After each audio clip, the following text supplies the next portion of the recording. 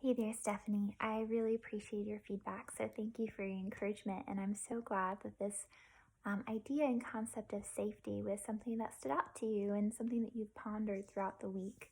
It is certainly something that I have pondered, and it's definitely not my own idea that just popped into my head. It's something that I have processed through for kind of the past year.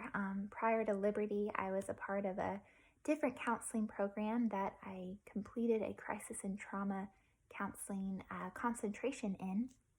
And through that education and experience, I really learned a lot about safety and stability within working with clients who've experienced various traumas or neglect or microaggressions and a series of other concerns and disorders related to trauma. But within the context of social justice and working with clients whose backgrounds are different than my own, I think that the concept of safety and stability are still very important when considering working with any client, and then especially working with clients who have had these traumatic experiences. There's an article that I was exposed to that I wanted to share with you because I think you might find it interesting. It's by Janina Fisher. She has a PhD, and the article that she wrote was a part of her trauma lecture series back in 1999, and it's called The Work of Stabilization in Trauma Treatment. And she just does an excellent job, in my personal opinion, of outlining and really emphasizing why safety and stabilization are important when working with clients.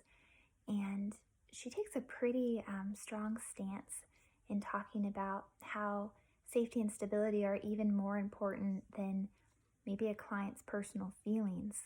And that's something just to kind of explore and let you explore on your own. And if you have time to respond in a video, I'd love to hear your thoughts.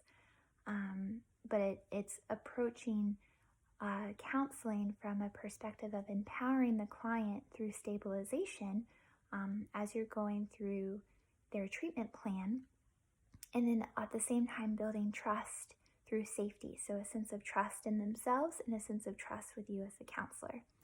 So anyway, I greatly appreciate you highlighting that topic of safety, and I look forward to hearing your thoughts, whether they might be written or video content in the coming weeks. So thank you, Stephanie.